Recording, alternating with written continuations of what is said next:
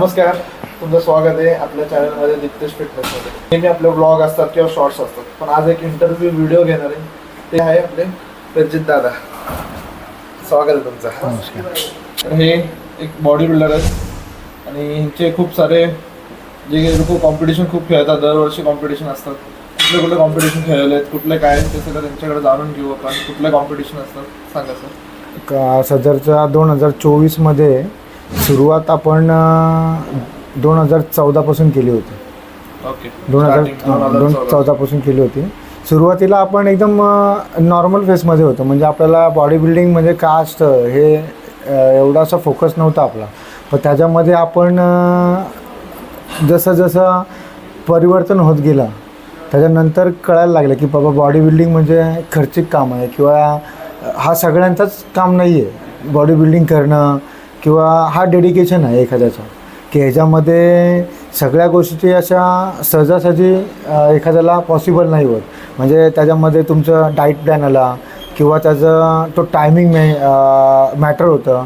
प्रत्येक टायमिंगमध्ये तुम्हाला तुमचं टायमिंग शेड्यूल बनवायला लागतं. या प्रत्येक गोष्टी आहे त्याच्यामध्ये. बॉडी बिल्डिंग करणं सगळ्यांचंच काम नाही आहे, म्हणजे प्रत्येकाला त्या बॉडी बिल्डिंगमध्ये टायमिंग इम्पॉर्टंट आहे. लोक बोलतात अरे काय आहे हे पावडर खाऊन बॉड्या बनवतात, असं नसतं. त्याच्यासाठी डेडिकेशन हवं असतं. एखादा बॉडी बिल्डर जेव्हा स्टेजवर येतो तेव्हा त्याच्या पाठीमागे त्यांनी काय गोष्टी केलेल्या असतात ते त्या एका बॉडी बिल्डरलाच माहिती असतं. तर लोकांना काय असतं, अरे हे पावडर खाऊन बॉडी तयार केलेली आहे लोकांनी. तसं नसतं. त्याच्या बऱ्याच गोष्टी असतात. पहिलं त्या गोष्टीचा अभ्यास करून घ्या, नंतर त्या व्यक्तीला बोला तुम्ही का ही व्यक्ती अशा आली आहे म्हणून इथे. आज मी 2014पासून बॉडी बिल्डिंगमध्ये आहे. सुरुवातीला मला 5वी प्लेस 6वी प्लेस भेटायची. थोडा प्रोग्रेस होत गेला. जसं जसं दिवस ढकलत गेले तसा जसा ग्रुप विनर होत गेलो. आज यावर्षी मी ठीक आहे, मी पनवेलमध्ये आता सध्या अंतर्गतमध्ये टायटल भेटलेत मला पनवेलचे. यावर्षीच भेटले. गेले आता 7-8 वर्ष झाले मला या फील्डमध्ये, आणि 2 वर्ष आपली ते करोनामध्ये गेली होती. 2 वर्ष वेस्टच गेली, म्हणजे त्याच्यामध्ये काय ऑप्शनच नव्हता त्याच्यामध्ये. ठीक आहे, म्हणजे आता आपला प्लॅटफॉर्म चांगला चालला. आता चालू प्लॅटफॉर्ममध्ये पण मला चांगले मित्र भेटलेत. स्टेट लेवलपर्यंत आपण पोचलो.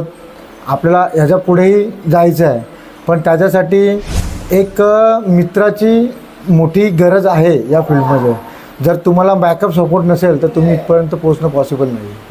आज मी माझ्या मित्रांमुळे इथपर्यंत पोहोचलो आहे. आज माझ्या गावामध्ये पण माझे चांगले मित्र आहेत का ज्यांचा डेडिकेशन होता. 2023मध्ये मी खूप बॅकफुटला होतो. त्या टायमाला एक अंकित भाऊ म्हणून आहे, त्यांनी मला खूप हेल्प केली होती. नाहीतर असं दिला तर मी कदाचित 22, 23, 24 या स्पर्धा खेळू शकलो नसतो. नरेंद्र धाडवे सर झाले, ज्यांनी मला आर्थिक अडचणीमध्ये चांगली मदत केली. पुरुषोत्तम भोईर म्हणजे आमचं मोठे बंधू, म्हणजे ग्रामीण संघटनेचे अध्यक्ष आहेत, ते खूप सपोर्ट केला त्यांनी मला. आज मी पण रिक्षा चालूनच इथपर्यंत आलो आहे. असं नाही आहे रिक्षा चालून इकडे सगळं केलं आहे बॉडी. कारण मी आत्तापर्यंत असं नाही आहे की मला घरून फुल सपोर्ट केला आहे, की घरून मला बॅकअप दिला आहे. मी माझा डेडिकेशन हा रिक्षा चालून केलेला आहे. रिक्षा चालवली, त्याच्यामध्ये घर खर्च, बॉडी बिल्डिंगचा खर्च, या बऱ्याच गोष्टी आहेत की सगळ्यांनाच पॉसिबल नाही होत या गोष्टी. आज मी माझा प्लॅटफॉर्म चांगला पकडलेला आहे. आज मला 2024मध्ये महेशदानी खूप सपोर्ट केला आहे. तसाच गोपालदादांनी मला 2016-17पासून चांगला बॅकअप दिलेला आहे. उदय देवरे झाला, सुरेश भाताडे झाला, तसाच माझे इथं सागर म्हणून एक मित्र आहे. खूप असे माझे मित्र आहेत. आणि गावामध्ये बोलशील तर एक माझे जवळचे 2 मित्र असे आहेत जो माझ्या जीवाभावापेक्षा चांगले आहेत. एक रोशन पाटील म्हणून आहे आणि एक अतुल भोईर म्हणून आहे, की जेव्हा मला पैशाची कमी होती तेव्हा मला त्या लोकांनी सपोर्ट केला आहे. मागच्या वर्षी बीडी पाटील दादांनी पण मला चांगला सपोर्ट केला. आणि चिंचपाड्याचा मित्र तेजस की अडचणीचा टायमिंग असताना चांगला सपोर्ट केला होता, आणि मी त्याचा देखील तेवढाच आभारी आहे. आणि गावामध्ये माझा लोकांचे रिलेशन चांगला असल्या कारणानं मला बऱ्याच गावामध्ये माझ्या मित्रमंडळींनी सपोर्ट केला आहे या गोष्टीसाठी. तसंच धीरज काळे सरांनी जिममध्ये असताना मला नवतेज जिममध्ये खूप बॅकअप दिला आहे. कधी म्हणजे मला असं दाखवलं नाही आहे की हा आपला मेंबर नाही आहे. तर या फील्डमध्ये बरेच अशी लोक आहेत की स्वतःचा स्वार्थ बघतात आणि आपल्यापासून त्यांचा काय फायदा होईल हे शोधत असतात. पण तिथे त्यांनी स्वतःचा स्वार्थ न बघता मला ॲन्युअली येईल त्यावेळी प्रत्येक वेळी बॅकअप दिलेला आहे. तसाच माझा एक लहान भाऊ आहे, ज्याला मी माझा लहान भाऊ समजतो, तकदीर पाटील म्हणून आहे. तो तळोद्याला राहतो. माझ्या प्रत्येक कॉम्पिटिशनला तो माझ्यासोबत असतो. म्हणजे एक माझा आधार आहे की जेव्हा टॅनिंग करायचा टायमिंग येतो किंवा मला थोडासा रिलॅक्स मुवमेंट पाहिजे असतो तेव्हा तो मला खूप हेल्प करतो. अशा बऱ्याच गोष्टी आहेत की आपण पण समजून घेतलं पाहिजे समोरच्याला की आपण आज बॉडी बनवली आहे म्हणून आपण आपला इगो करायचा, हे चुकीचं आहे. कारण का बॉडी बिल्डिंग हा क्षेत्र फक्त तुम्ही जोपर्यंत डाईट कराल, जोपर्यंत तुम्ही तुमच्या ॲनाबॉलिकवर असाल तोपर्यंत तुम्ही टिकून ठेवू शकता.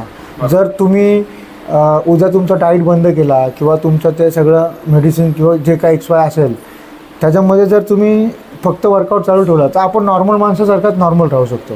म्हणून मी तर म्हणेल माझा एवढा 7-8 वर्षाचा अनुभव असा सांगतो की तुम्ही या फील्डमध्ये घमंड करू नका. हा फील्ड घमंड करण्याचा नाही आहे. हा फील्ड फक्त तुम्ही स्वतः तयार व्हा, इतरांना तयार करा, मोटिवेशन द्या की तुम्ही करू शकता. हां, जर खरंच तुम्हाला बॉडी बिल्डिंग करायचे असेल तर तुम्ही या फील्डमध्ये त्या टायमिंगमध्ये त्या कंडिशनमध्ये या.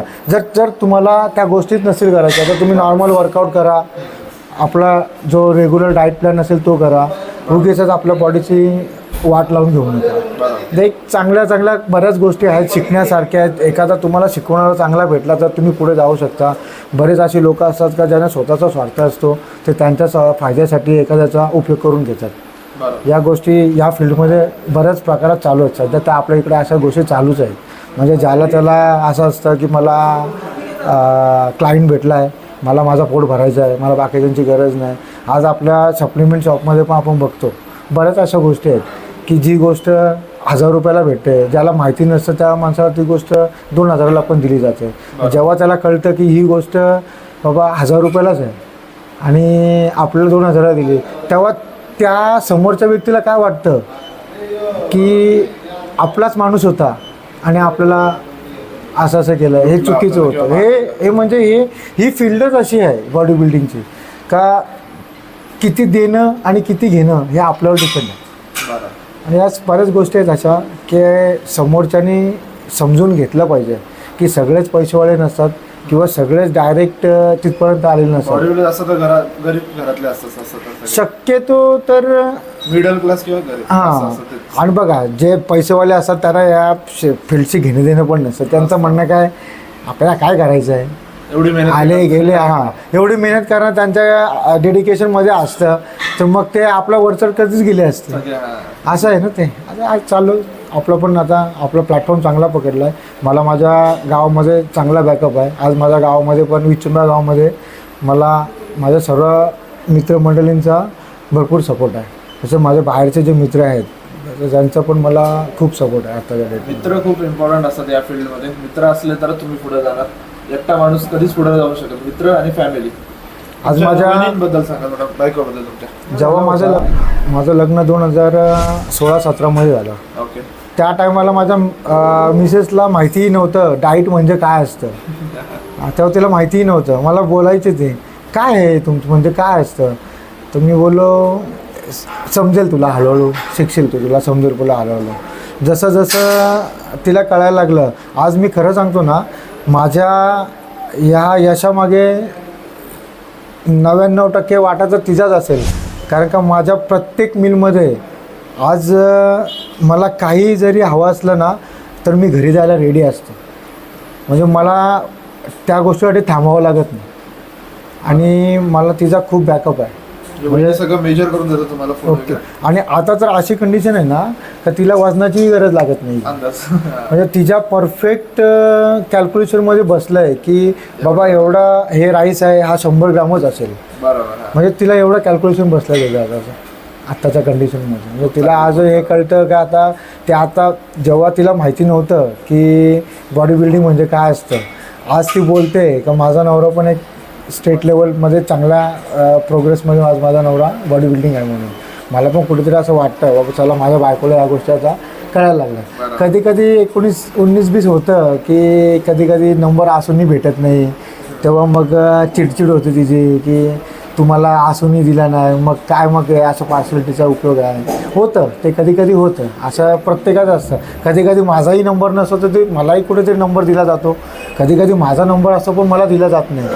कुठेतरी तडजोड करावी लागते. असं नाही आहे की आज नाही दिला म्हणून शिव्या घातल्या खाली स्टेजवरून आलो, हे चुकीचं आहे. आणि जर एखाद्या बॉडी बिल्डरला जर तुमच्या ट्रॉफीची किंवा तुमच्या त्या प्रमाणपत्रकाची जर किंमतच नसेल तर तो बॉडी बिल्डर सांगायच्या लायकीचा नाही आहे. जर तुम्हाला तुमच्या फील्डमध्ये संयम ठेवता आला पाहिजे. आता ह्याच गोष्टी मला पण कधी कधी असं वाटायचं की अरे कुठेतरी चुकतं आहे, कोणतरी आपल्याला बॅकअप देत नाही आहे.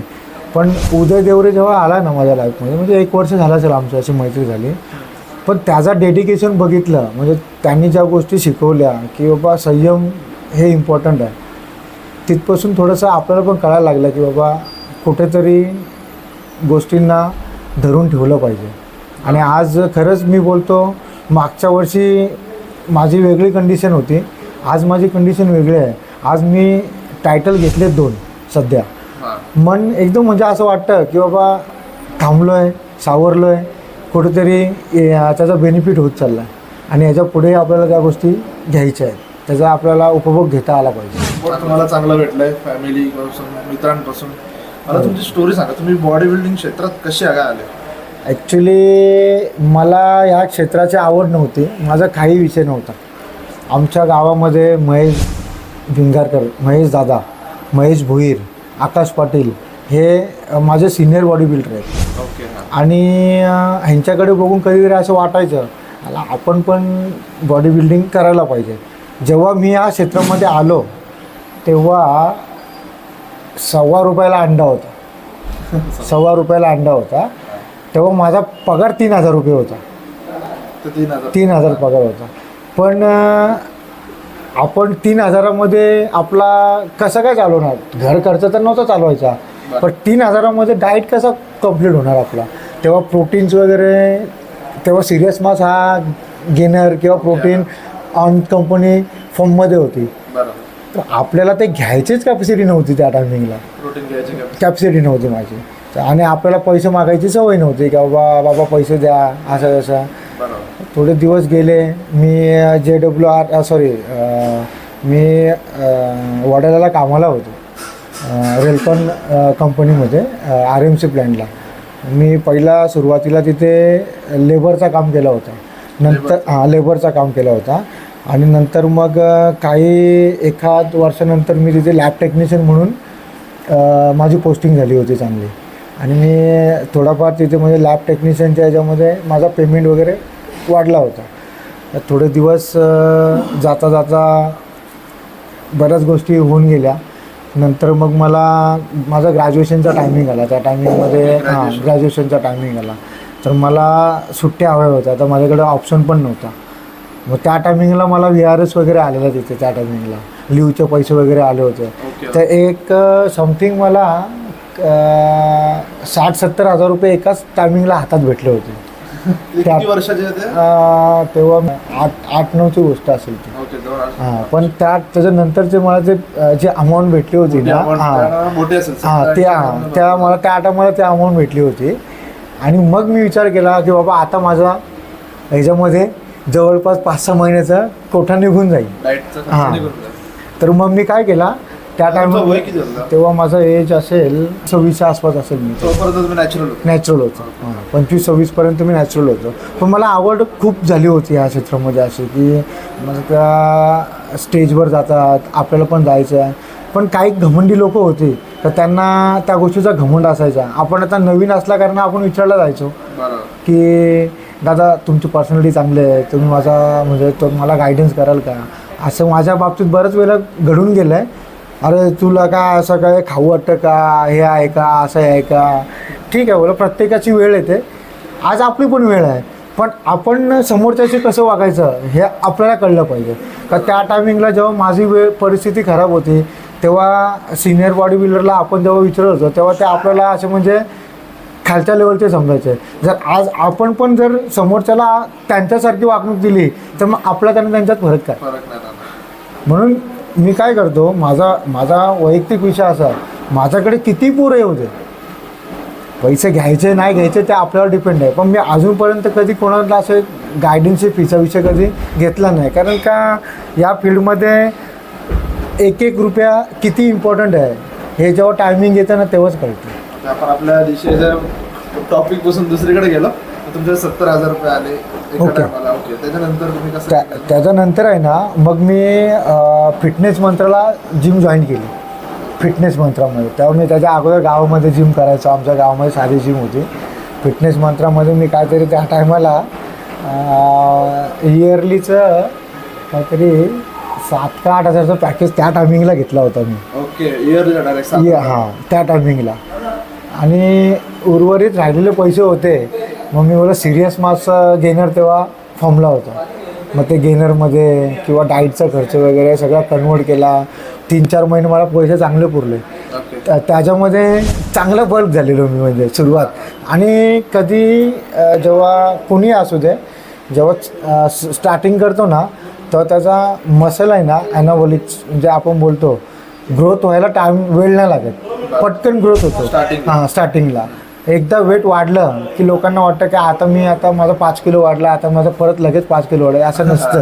असं नसतं. एकदा वेट वाढलं ना की लवकर प्लस होत नाही. मग तुम्हाला नंतर मग मी स्वतःला बिलीव नव्हतो करत की मी जेव्हा या क्षेत्रामध्ये आलो ना तेव्हा माझा वेट जास्तीत जास्त हार्डली 55 किलो असेल. 55 किलो असेल. आणि अचानक मी 70-75 किलोमध्ये पूर्ण बल्क झालो होतो. मला बिलीव नव्हतं होत की मीच झालोय म्हणून. म्हणजे असं किती टायमात झालं तेवढं? तरी पण 3 ते 4 महिनेच ॲटलिस्ट. पण आणि ते कसं आलं माहिती नव्हतं ना काय करायचं नक्की. म्हणजे गेनर म्हणजे फक्त बल्कीच खायचं, प्रोटीन काय असतं आणि ह्या गोष्टी काय आपल्या डोक्यातच नव्हत्या.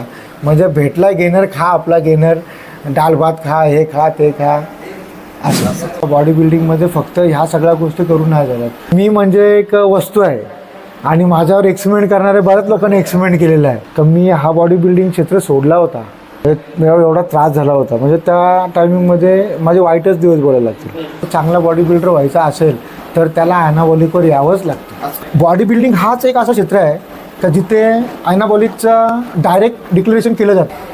आपण लोकांना येडे बनवतो, पण लोक येडे नसतात, तो स्वतः येडा झालेला असतो. मग आता लाईव्हवर असं बोलणं योग्य नाही वाटत आहे मला. नालायक लोकांची नावं घेणं बरोबर नाही वाटत. ठीक आहे. सगळे सारखे भेटलेत मला. म्हणजे आपण किती माया लावली, किती काय केलं तरी मला तिकडूनच तयारी करायची. आज न उद्या मला त्यांचं नाव घ्यायचंच आहे त्याच्यामध्ये. का जीव लावणाऱ्या माणसाला मी म्हणजे सांगून जेव्हा दुसरीकडे तयारी केली ना तरी त्या माणसाने मला डावललं नाही. आज गोपाल दादा भेटला, विरारचे आहेत ते, 2017 थोडे असे दिवस झाले. आता महेश दादा मला चांगला सपोर्ट करतोय. Dinesh Shelke sir secretary federation आहे त्यांची, ते दादा आहेत विशाल देवकर. म्हणजे ते माझ्यापेक्षा वयाने कमी आहेत, पण त्याचं नॉलेज खूप भन्नाट आहे त्यांचा.